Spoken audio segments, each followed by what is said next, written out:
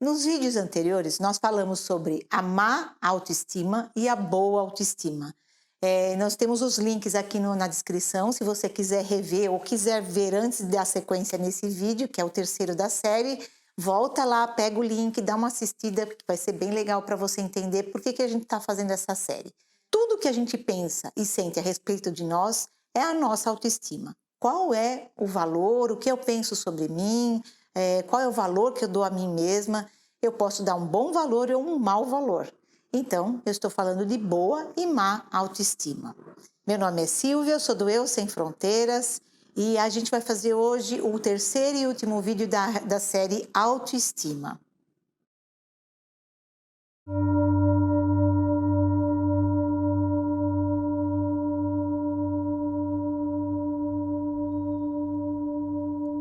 Como eu comentei com vocês nos vídeos anteriores, essa série foi baseada no livro do Diogo Lara, um psiquiatra que escreveu o livro Imersão, e que ele fala de uma maneira muito bacana sobre a autoestima e as diversas emoções, os diversos comportamentos que estão associados a gente tender para uma boa ou para uma má autoestima. Então eu vou seguir e ele faz uma análise, né, da jornada da nossa autoestima dentro da condição humana, né? Onde a gente começa e como a gente começa a construir, quais são as fases que nós vamos passando de construção dessa autoestima. Eu achei muito interessante para a gente fechar, uma análise, né, dessas várias etapas que vale muito a pena a gente entender, porque de uma maneira simples, resumida, ele consegue trazer a interpretação, o momento, como a gente vai vendo a nós próprios em cada etapa dessa que nós vamos passando. Vamos lá? A primeira etapa seria a primeira infância, da construção da nossa autoestima. Por que a primeira infância? Porque dessa fase dos 0 aos 7 anos é quando nós vamos recebendo um volume imenso de informação, e esse volume imenso de informação, que pode ser bom ou ruim sobre nós mesmos, vão sendo armazenados ou no nosso consciente, como informações que a gente lida no dia a dia, ou no inconsciente, que vão ficando lá e que vão criando aquela colcha de retalho, né? Aquele mosaico sobre nós mesmos. Então, essa é uma fase onde a gente vai entendendo quem nós somos, ou vamos começando a construir quem eu sou.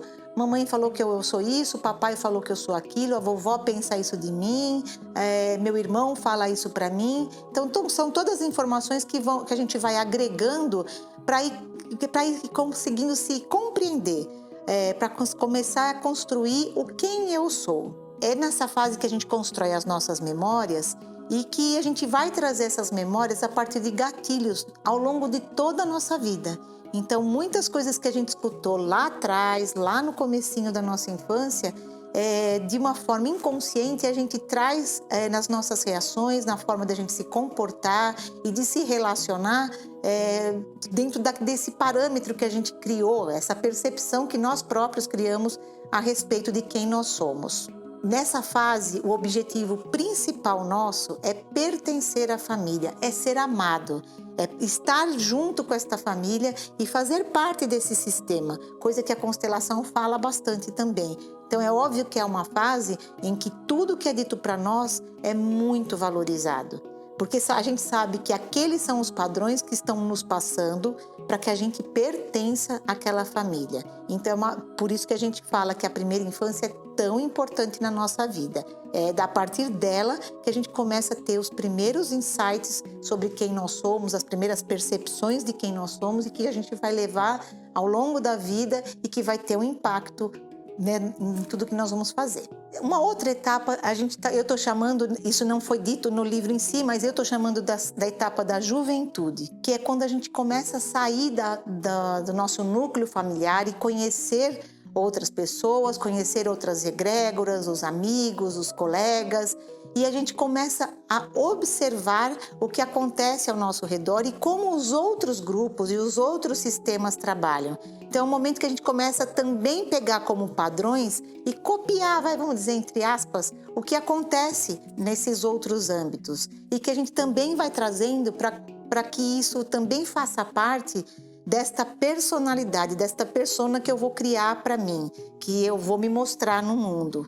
Nesse momento, a gente começa a espelhar outros padrões, né? Porque a gente também quer ser aceito por outros grupos e não apenas o familiar. É o momento que a gente começa a avaliar o que aquele grupo faz.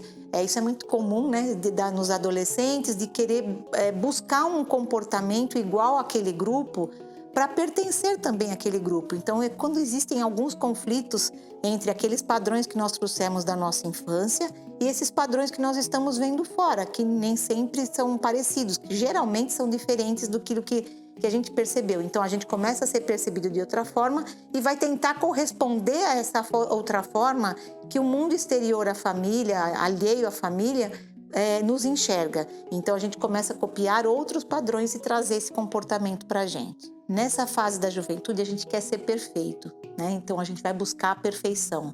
Então, olhando para os padrões que a gente quer seguir, a gente vai tentar buscar essa perfeição e acredita que a gente precisa ser perfeito exatamente como aquilo que a gente vê no mundo externo. O que a gente quer nessa fase é atender a expectativa do outro, dos outros, para a gente poder pertencer também a esses novos grupos e ampliar nossa visão de mundo. No início da vida adulta, a gente já começa a criar os nossos próprios conceitos, alguns outros comportamentos que a gente começa a entender o que é o familiar, o que é o de fora e o que começa a servir para mim. Então, eu começo a olhar para mim dentro desses padrões que eu já trouxe, aqueles outros novos conceitos e a partir de uma racionalização, a partir de uma reflexão e tentar olhar para a gente de uma outra forma. Então, quem eu sou, o que eu sou. Então, eu não sou mais aquele jovem, não sou mais aquela criança, mas eu estou me formando um outro ser. Começa a se apropriar dessas outras percepções, desses outros conceitos. A gente ainda quer ser perfeito, mas a gente começa a entender que sendo bom o suficiente, já está bom. A gente, de repente, não precisa ser tão perfeito quanto a gente imaginava que precisaria ser. A gente começa a entender que dá para fazer um pouco do meu jeito, que eu não preciso mais estar tão cumprindo a expectativa do que está lá fora para ter um bom resultado, para ser o bom o suficiente. E aí sim você começa a criar o seu próprio padrão de vida, o seu próprio padrão de personalidade, de quem você é. Então a gente começa a ceder um pouco à pressão, né? A pressão daquilo que vem do externo para aquilo que eu tenha que ser perfeito. Então eu vou começar a me tornar bom naquilo que eu faço. É óbvio, gente, que essas fases, é importante a gente dizer, são fases que trabalham dentro de um ideal, né, evolutivo. O que seria ideal? Muitas vezes, isso não acontece no início da vida adulta, às vezes a gente demora um pouco para ver isso, ou existem pessoas que acabam tendo essa consciência e começando a olhar para eu posso ser o bom o suficiente, sem grandes exigências, um pouco mais cedo. É apenas uma linearidade, né, etapas cronológicas que o Diogo Lara sugere para que a gente entenda, né, como a gente vai trabalhando a nossa autoestima. A quarta fase que o Diogo sugere é a fase da maturidade, que acontece por volta dos 50 anos, pelo menos no nosso mundo aqui ocidental. E é a fase que o ser humano busca a sua autoestima, é uma fase do ser. Então, eu não quero mais copiar ninguém, eu passei do bom o suficiente para apenas ser.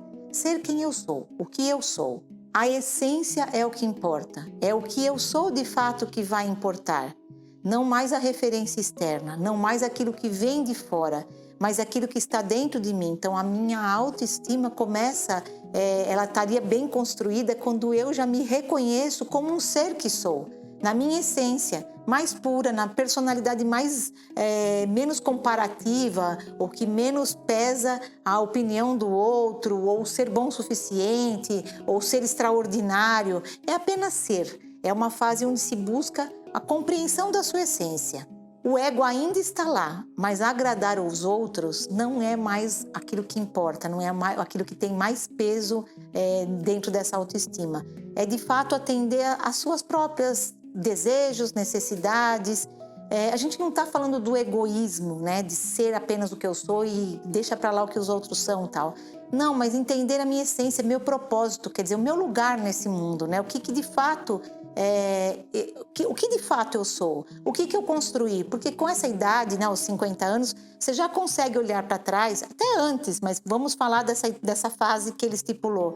É uma fase que você consegue olhar para trás e falar, eu já construí algumas coisas, então eu tive que ter uma autoestima assim, assim, assado, eu errei nisso, eu falei naquilo, mas agora eu posso trabalhar com a minha essência. Então é uma fase que a gente começa a se despojar dos julgamentos, da autocrítica, e a gente ainda tem o ego lá trabalhando, incomodando a gente, ou falando pra gente, não faça isso, não faça aquilo, seria melhor assim, seria melhor assado.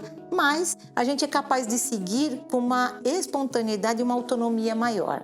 Daí para frente, a busca já é outra. É a busca por nos aperfeiçoarmos, mas na nossa essência e não apenas na imagem que a gente está transmitindo, naquilo que a gente está trabalhando para o outro. Mas quando a gente busca a perfeição da nossa autoestima, daquilo que nós realmente somos.